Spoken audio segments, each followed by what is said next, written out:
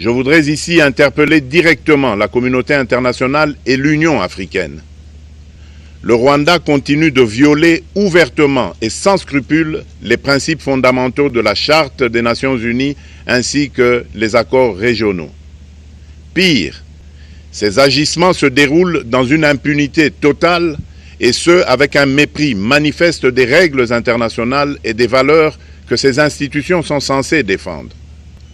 Cette attitude arrogante, qui ne cherche même plus à masquer ses forfaits, est une provocation inacceptable à l'égard de notre souveraineté et de la stabilité régionale. La présence de milliers de soldats rwandais sur notre sol, leur soutien politique, logistique et militaire à leur pantin du M23, ainsi que leur implication dans l'exploitation illégale de nos ressources naturelles, nous conduisent tout droit à une escalade aux conséquences imprévisibles, mettant en danger toute la région des Grands Lacs. Votre silence et votre inaction face à la barbarie du régime de Kigali et aux atrocités perpétrées par ses supplétifs sur notre territoire constituent un affront non seulement à la République démocratique du Congo, mais également aux valeurs universelles de justice et de paix. Le peuple congolais prend acte de cette passivité qui frôle la complicité.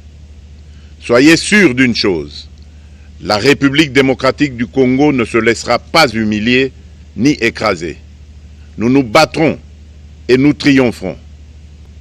Congolaises et Congolais, l'heure est certainement grave, mais notre détermination est encore plus inébranlable.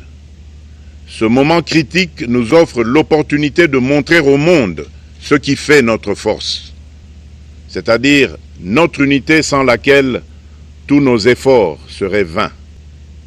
Je vous appelle à être vigilants, mais à ne pas céder à la haine, aux divisions ou à la violence.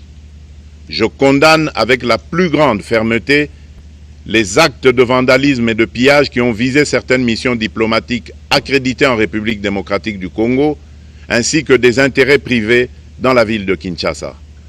Ces comportements irresponsables dénaturent l'expression saine de notre colère face à l'agression barbare nous imposée et jettent une ombre sur les manifestations pacifiques de soutien à nos vaillantes forces armées qui luttent avec courage et abnégation pour défendre notre souveraineté. Notre engagement doit rester ferme et discipliné. Nous gagnerons cette guerre par notre unité, notre courage et notre sens de responsabilité, et non par la violence aveugle et par l'anarchie. Cette victoire ne sera possible que si chaque Congolais, où qu'il soit, prend toute la mesure du combat qui est le nôtre.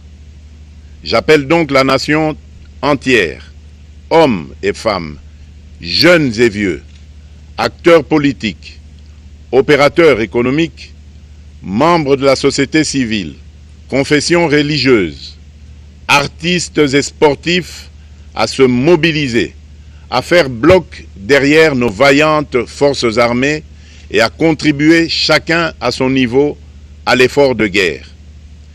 J'ai instruit le gouvernement de mettre en place des mesures rigoureuses de réduction du train de vie des institutions et de leurs animateurs afin que les ressources ainsi économisées soient directement réorientées vers le soutien à nos forces armées.